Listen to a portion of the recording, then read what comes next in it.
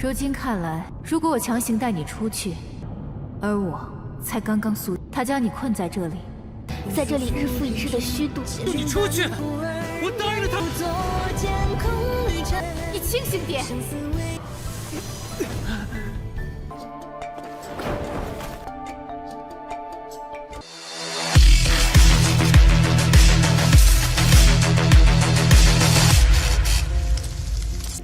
Halo semuanya, selamat datang di Ruang Sinema. Bagaimana kabar kalian semua? Semoga selalu sehat dan baik-baik saja.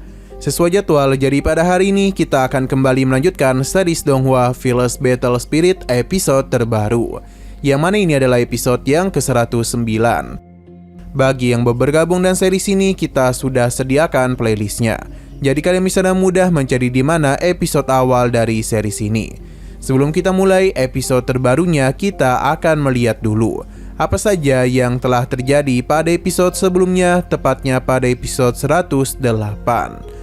Akhirnya, Sinan berhasil menemukan senior yang dirinya cari-cari, yang mana gadis ini bernama Meng Xiang. Namun Meng Xiang mencurigai Sinan sebagai orang yang berbahaya. Terlebih lagi, giok seniornya ada di tangannya.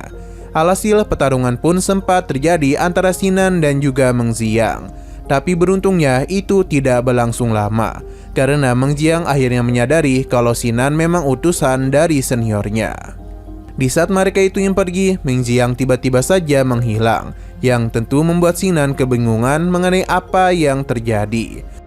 Ternyata laut ini memiliki hukum putaran waktu. Untung saja semua itu tidaklah berpengaruh kepada Sinan karena gadis harta telah memberikannya sebuah berkat. Sinan tidaklah bisa berlama-lama dan harus segera membawa Meng Xiang untuk pergi dari tempat itu. Pada akhirnya, berkat bantuan gadis harta, Meng Xiang bisa tahu mengenai apa yang telah terjadi kepadanya selama ini.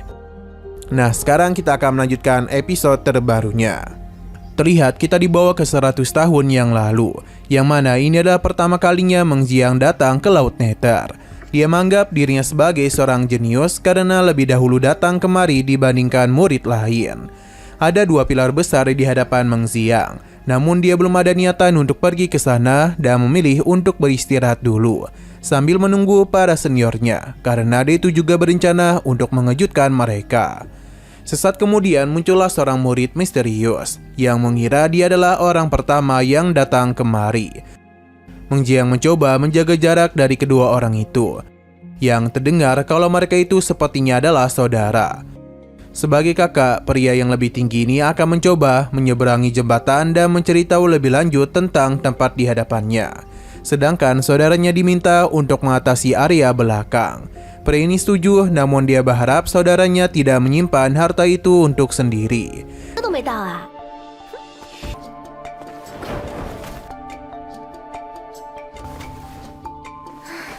Dari pembicara mereka terdengar kalau mereka itu berasal dari aliansi bisnis. Setelah saling sepakat, pria itu pun mengatakan tentang api pemurni jiwa yang diberikan oleh leluhur mereka. Harta yang sedang mereka cari ini akan membantu menyempurnakan api pemurni jiwa. Meng Xiang yang terkejut telah membuat posisinya ketahuan. Alhasil dirinya pun mencoba untuk pergi terlebih dahulu. Namun kedua pria ini tidak akan pernah membiarkan hal itu terjadi. Sesuatu pun mulai terjadi kepada Meng Xiang yang sepertinya terdapat larangan pada jembatan itu, yang mengakibatkan pikiran Meng Xiang terganggu. Bahkan dirinya kesulitan untuk melawan. Hal yang sama juga dialami oleh kedua pria ini. Namun salah satu dari mereka memiliki sebuah teknik yang dapat melawan suara roh jahat. Dengan begini mereka pun bisa bergerak dengan bebas dan langsung saja melemparkan Meng Xiang ke Laut Nether. Kedua pria ini cukup panik karena tidak ada niatan untuk menghabisi gadis tersebut. Jika kejadian ini sampai diketahui oleh orang lain, maka sudah pasti mereka akan dalam bahaya. Tapi kakaknya itu tahu betul kalau siapapun yang jatuh ke sungai terlupakan, maka tidak ada peluang bagi mereka untuk bertahan hidup.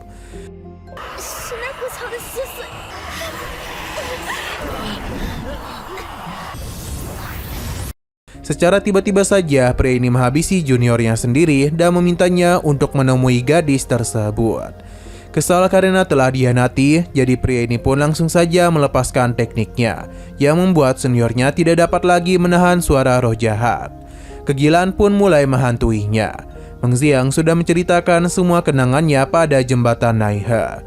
Padahal sudah 100 tahun berlalu, namun Meng Xiang menganggap ini baru terjadi kemarin. Sinan jadi mengerti, jadi karena itu jugalah mengapa gurunya tidak dapat menemukan Meng Xiang. Dan mereka pun memilih untuk pergi dengan perasaan yang begitu menyesal. Atas kejadian ini, Tang Xiang benar-benar menyalahkan dirinya sendiri karena tidak becus dalam melindungi Meng Xiang. Ia pun keluar dari tanah suci Xinglong dan mendirikan pavilion. Yang dimana kala itu juga Tang Xiang berjanji akan menghabisi seluruh roh jahat karena menganggap mereka adalah penyebab hilangnya Meng Xiang. Ini Tang Xiang lakukan juga untuk mengurangi rasa bersalahnya. Berhubung api permuni jiwa sudah tidak muncul lagi, itu berarti tindakan dua orang sebelumnya tidaklah berhasil. Namun Sinan tahu kalau saat ini Xiao bersaudara telah melakukan pencarian untuk mendapatkan api pemurni jiwa. Jadi Sinan tidak akan pernah membiarkan hal ini terjadi. Meng Xiang tidak ingin tinggal diam saja dan akan membantu Sinan. Namun sebelum itu dirinya meminta bantuan kepada gadis harta untuk bisa melepaskan dirinya dari siklus waktu ini. Dia yakin pasti ada cara untuk bisa menyelamatkannya.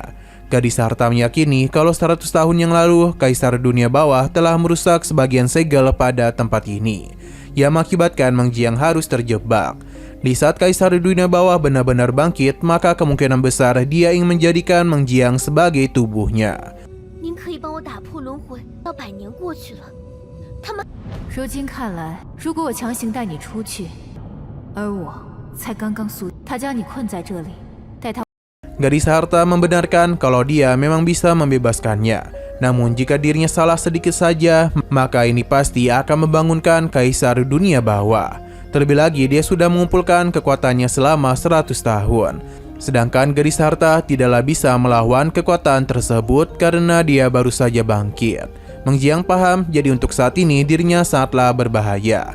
Perlahan-lahan Meng Xiang pun mulai mendekati segel laut Nether, yang mana dirinya berencana untuk menghabisi dirinya sendiri. Karena dia takut keberadaannya malah akan membahayakan dunia atas. Meng Xiang pun menanyakan apakah gadis harta bisa menyelamatkan pedangnya saja. Mendengar ucapannya membuat Sinan berpikir yang tidak-tidak, karena kemungkinan besar Meng Xiang akan mengorbankan dirinya sendiri.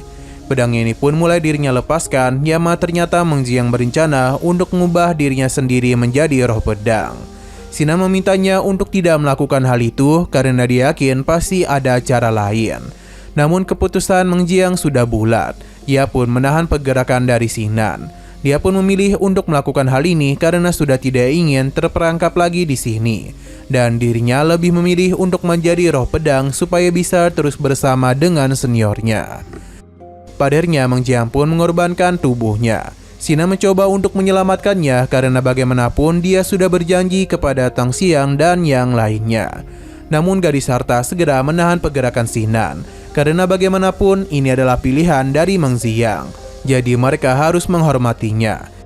Selain itu, ini juga demi kebaikan dunia atas. Sinan benar-benar sedih karena dirinya tidaklah bisa melakukan apapun. Gadis harta membenarkan hal itu karena saat ini Sinan terlalu lemah. Jadi jika dia tidak mau kejadian ini terulang lagi, Sinan harus menjadi lebih kuat.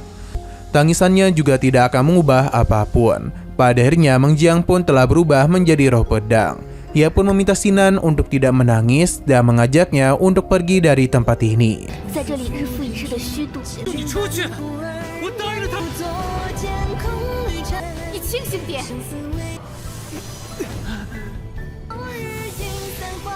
我们走吧。